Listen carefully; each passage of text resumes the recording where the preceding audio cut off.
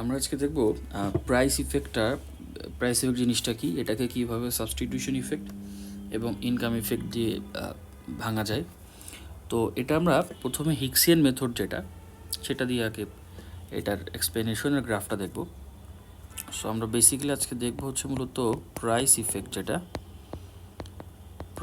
Effect এটাকে কিভাবে income effect and substitution effect দিয়ে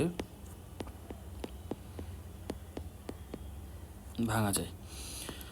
তো প্রথম কথা হচ্ছে যে প্রাইস ইফেক্টটা জিনিসটা কি, বা এটা কীভাবে ইনকাম ইফেক্ট বা সাবস্টিটিউশন ইফেক্টে কাজ করে। ধরেন আপনার কাছে 100 টাকা আছে, এই 100 টাকা দিয়ে আপনি ধরেন দুইটা প্রোডাক্ট কিনতে পারেন। ধরলাম এক্স প্রোডাক্ট আপনি কিনেন, সাপোজ 4টা কিনেন, এটার দাম হচ্ছে 10 টাকা করে, আপনি 40 টাকা খরচ করছেন এখানে। আরেকটা গুড আপনার আছে ওয়াই, এইটা আপনি সাপোজ 5টা কিনতেছেন 12 টাকা করে একটা প্রাইস, সো এটা আসলো ধরেন 60 টাকা। এরকম আপনি খরচ করতেছেন। এখন প্রাইস ইফেক্ট আপনাকে কি বলে, বা আমাদের এমনিতে কমন সেন্স কি বলে, ধরেন আপনার যদি কোনো কারণে এক্স প্রোডাক্টের প্রাইস কমে যায়, 10 টাকা ছিল, এটা যদি কোনো কারণে কমে যায়, তাহলে আপনি কি করবেন? স্বাভাবিকভাবে আপনি এক্সের যেহেতু দাম কমে গেছে, সো আপনি এক্স বেশি করে কিনবেন আরও। তো এই জিনিসটাকেই, এটা হচ্ছে আমাদের একদম বেসিক ইনস্টিংক্ট। এটাকে আমরা একটু গ্রাফিক্যালি দেখব, যেখানে কাজগুলো কিভাবে হয়। সো ফার্স্ট অফ অল আমাদেরকে গ্রাফটাকে ড্র করতে হবে। এখানে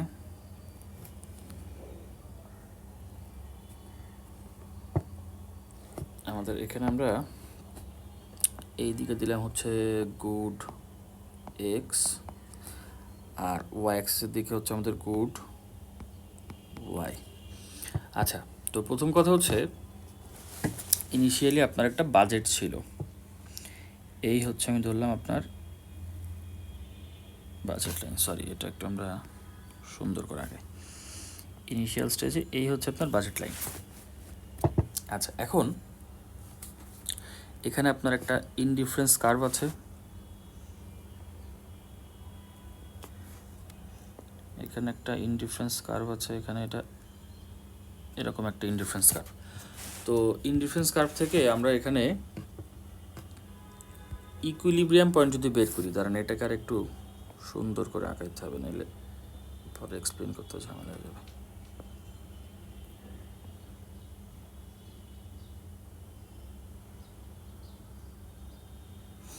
আচ্ছা, তো এখানে দেখেন আমার একটা ইকুইলিব্রিয়াম পয়েন্ট আছে হচ্ছে এখানে, যেখানে ইন্টারসেক্ট করছে এই পয়েন্টটা, তো এটার নাম দিলাম আমরা E1। ইকুইলিব্রিয়াম পয়েন্ট মানে এটা কি বোঝাচ্ছে দেখেন, এটা বোঝাচ্ছে হচ্ছে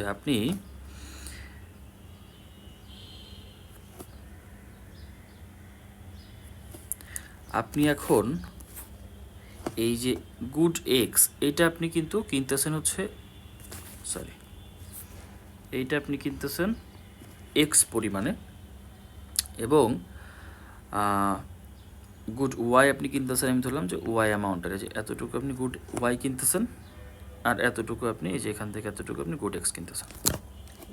আচ্ছা, এখন যেহেতু প্রাইস আমরা ধরলাম যে গুড এক্সের প্রাইস কমে গেছে, এখন প্রাইস যখন কমে যাবে স্বাভাবিকভাবেই আপনার বাজেট লাইনের একটা রোটেশন হবে। দেখেন এখানে কিন্তু গুড ওয়াইয়ের প্রাইসের কোনো চেঞ্জ হয় নাই, জাস্ট গুড এক্সের প্রাইস চেঞ্জ হয়েছে। সো একটা প্রাইস যেহেতু চেঞ্জ হয়েছে, সো আপনার বাজেট লাইনটা কিন্তু শিফট করবেন, এটা রোটেট করবে। সো এটা রোটেট করে এরকম হবে। আচ্ছা, তাহলে আপনার নিউ বাজেট লাইন, এখন আপনার ইনডিফারেন্স, আর নতুন একটা ইনডিফারেন্স কার্ভ এখানে আঁকাইতে হবে। আমরা ধরলাম এই হচ্ছে আমাদের ইনডিফারেন্স কার্ভ।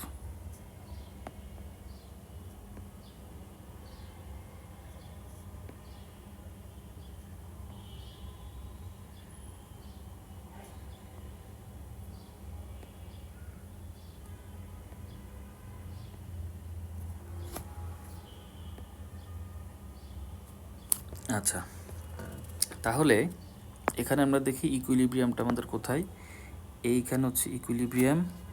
তাহলে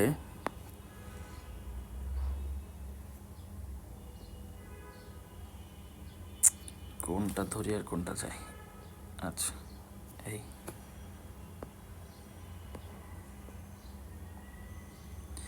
সো এখন দেখেন আপনার গুড এক্স এখন আপনি কিনতেছেন হচ্ছে এক্স টু হচ্ছে আপনার এখন গুড এক্স আপনি X2 অ্যামাউন্টের কিনবেন। তো এটা কিন্তু খুব স্বাভাবিক যে আপনার যেহেতু প্রাইস কমে গেছে গুড এক্সের, এখন আপনি গুড এক্সের অ্যামাউন্টটা বাড়িয়ে দিবেন। সো এই জন্য দেখেন আপনার ইকুইলিব্রিয়াম শিফট হয়েছে, E1 থেকে E2-তে চলে গেছে। তো এইটাকে আমরা বলতেছি হচ্ছে প্রাইস ইফেক্ট। কেন প্রাইস ইফেক্ট বললাম? কারণ প্রাইস কমে যাওয়ায়, একটা গুডের বা একটা প্রোডাক্টের প্রাইস কমে যাওয়ায় আপনার ইকুইলিব্রিয়াম কিন্তু শিফট হয়ে গেছে, অর্থাৎ অ্যামাউন্ট অফ প্রোডাক্ট বা কোয়ান্টিটি অফ প্রোডাক্ট কিন্তু আপনার চেঞ্জ হয়ে গেছে। এবং সেটাকে ধরেন আমি এখানে লিখে রাখতে পারি এরকম যে প্রাইস ইফেক্টটাকে যদি আপনি কোয়ান্টিটি দিয়ে এক্সপ্রেস করতে চান তাহলে এটা হবে কি X1 X2। এতটুকু আপনার প্রাইস চেঞ্জ হওয়ার কারণে আপনার প্রোডাক্টের কোয়ান্টিটি এতটুকু চেঞ্জ হয়ে গেছে। Okay fine. এখন দেখেন, এখন আমরা যেটা মানে নর্মালি ইকোনমিতে যেটা হয়, ইকোনমিতে এটা করবে কি আপনার দেখেন রিয়েল ইনকাম চেঞ্জ হয়ে গেছে বা পারচেজিং পাওয়ার চেঞ্জ হয়ে গেছে। কীভাবে?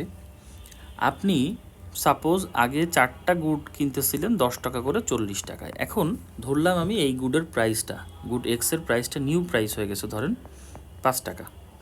তাহলে আপনি 4টা প্রোডাক্ট যদি কিনতেন তাহলে আপনার এখন 4×5 = 20 টাকা খরচ হতো, যেটা আপনার এতক্ষণ ছিল 40 টাকা, এখন খরচ হচ্ছে 20 টাকা।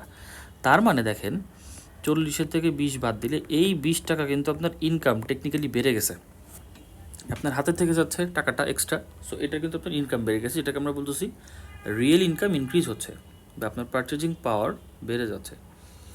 তো ইকোনমিতে করা হয় কি যে আপনার এটা, এই যে আপনার এক্সট্রা টাকা, এটা আপনার রিডিউস করে নেওয়া হবে, আপনার কাছ থেকে নিয়ে নেওয়া হবে। কীভাবে? ট্যাক্সেশনের মাধ্যমে আপনার উপরে ট্যাক্স দেওয়া হবে, তখন আপনার এই ইনকামটা কমে যাবে। তো এটা কমে যাবে, তাহলে আপনি যখন এক্সট্রা আপনার উপরে ট্যাক্স আরোপ করা হবে তখন আপনার বাজেট লাইন শিফট করবে। যেহেতু ট্যাক্স মানে ইনকাম কমে যাচ্ছে, এখন বাজেট লাইন যদি আপনার শিফট হয়, এইটা আপনার যে নতুন আগের যে বাজেট লাইনটা ছিল, আমি একটু ওদের নাম দিই, এগুলো কারোর নাম দিইনি আমি এখনও। আচ্ছা, এটা আমি ধরলাম যে আমার প্রিভিয়াস প্রথম বাজেট ছিল হচ্ছে AB1 ধরলাম, এরপর আমরা বাজেট আঁকাইছি আমি এখানে AB2। আচ্ছা, এখন আমরা নিউ বাজেট লাইনটা আঁকাবো, যেটা হবে হচ্ছে প্যারালাল, এই যে আপনার AB2 এর প্যারালাল। তাহলে এটা হবে অনেকটা এরকম কিছু একটা, এটা স্ট্রেট লাইন দেখাইতে হবে সুন্দর করে, তাহলে এটা হবে এরকম কিছু একটা। আচ্ছা, তাহলে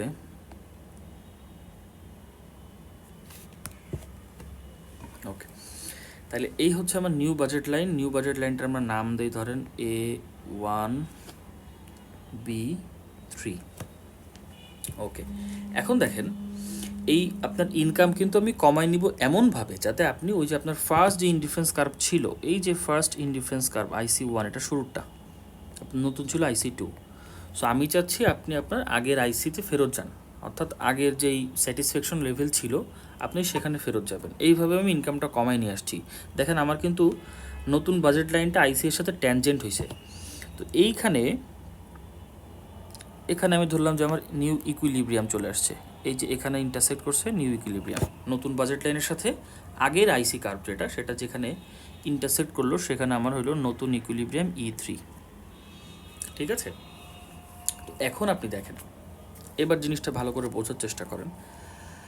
তাহলে প্রাইস বেড়ে যাওয়ার কারণে আপনার প্রোডাক্ট কোয়ান্টিটি আপনি X1 থেকে ইনক্রিজ করে X2-তে চলে গেছে, গুড এক্স। ওকে, এটা হচ্ছে প্রাইস ইফেক্ট।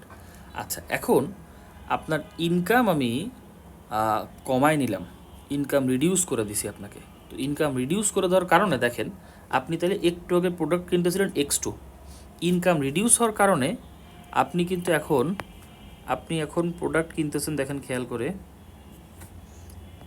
আপনি এখন প্রোডাক্ট কিনতেছেন হচ্ছে X3। যেহেতু আপনি এখন নতুন ইকুইলিব্রিয়াম আপনার E3, দ্যাট মিন্স আপনি এখন প্রোডাক্ট কিনতেছেন হচ্ছে X3 অ্যামাউন্টে। তাহলে দেখেন ইনকাম আপনার কমাই নেওয়ার কারণে, আমি আপনার ইনকাম রিডিউস করে দেওয়ার কারণে আপনার ইকুইলিব্রিয়াম E2 থেকে E3-তে চলে আসলো। তার মানে আপনার product quantity of good x, এটা আপনার কী হলো দেখেন X2 থেকে X3 হয়ে গেল। কিসের জন্য? Due to change in income. So এটাকে আমরা বলবো হচ্ছে ইনকাম ইফেক্ট। আশা করি আপনি বুঝতে পারছেন। আপনার E2 ছিল একটু আগে ইকুইলিব্রিয়াম, এখন আপনার ইনকাম আমি কমায় নিছি, যেটা আপনার বাজেট লাইন দেখাচ্ছে A1 B3। তো এই ইনকাম কমায় নেওয়ার কারণে আপনার নতুন ইকুইলিব্রিয়াম চলে আসছে E3-তে। সো আপনার আপনার কোয়ান্টিটি অফ গুড এক্স এটা এখন হয়ে গেছে হচ্ছে X3। আচ্ছা, এবার আপনি একটা জিনিস চিন্তা করেন, যদি এক্সের প্রাইস কমে যায়, এই যে এখানে আপনার 10 টাকা করে ছিল একটু আগে, আপনি এখন 5 টাকা করে গুড এক্স কিনতে পারতেছেন। সো একজন সুস্থ স্বাভাবিক মস্তিষ্কের বা মানে নর্মাল কনজিউমার বিহেভিয়ার কি, যেহেতু এক্সের অ্যামাউন্ট কমে গেছে, আপনি এখন খুব স্বাভাবিকভাবে ওয়াইকে সাবস্টিটিউট করবেন। তার মানে আপনি এখন ওয়াই কম কিনবেন, এক্স বেশি কিনবেন। আমরা ধরে নিচ্ছি যে দুইটাই মানে সাবস্টিটিউটেবল গুডস। সো একটার প্রাইস যখন কমে গেছে, যেটার প্রাইস কমে গেছে, আপনি অবশ্যই সেইটা এখন বেশি কিনবেন। তাহলে আপনি এখন নতুন ইকুইলিব্রিয়াম আপনি E3-তে আসছেন। এবার আপনি একটু খেয়াল করেন, আপনার কিন্তু এখন দেখেন আপনি কিন্তু ওয়াই এখন কম কিনতেছেন। এই দেখেন, আপনার আগের বার গুড ওয়াই আপনি কিনতেছিলেন Y1-এ, এখন এটা নেমে চলে আসছে কোথায় আপনি খেয়াল করেন, এখন এটা চলে আসছে কতটুকু নিচে নামছে খেয়াল করছেন, এই যে এতটুকু নিচে নেমে গেছেন আপনি। ওয়াই এখন আপনি কম কিনতেছেন, তাহলে আপনি বেশি কিনতেছেন কি, আপনি বেশি কিনতেছেন গুড এক্স। গুড এক্স আপনার শুরুতে ছিল এখানে X1-এ ছিল, এখন আপনি কিনতেছেন X3 পরিমাণ। কোয়ান্টিটি কিন্তু আপনি বাড়াই দিয়েছেন, এবং এটা কিন্তু স্বাভাবিক, যে কোনো স্বাভাবিক কনজিউমার এই কাজটাই করবে। যখন আমার একটা প্রোডাক্টের দাম কমে যাবে, তখন তো আমি ওইটাই বেশি করে কিনবো। তাহলে দেখেন, আপনি গুড ওয়াইকে এখন সাবস্টিটিউট করে দিলেন গুড এক্স দিয়ে। কতটুকু, এই যে X1 থেকে X3-তে আপনি চলে আসছেন, তাহলে X1 থেকে আপনি X3-তে চলে আসছেন। এইটাকে আমরা বলবো হচ্ছে সাবস্টিটিউশন ইফেক্ট। Substitution effect. তাহলে আমরা এখানে তিনটে ইফেক্ট দেখলাম। First of all price effect. Price ইফেক্টটা কী ছিল?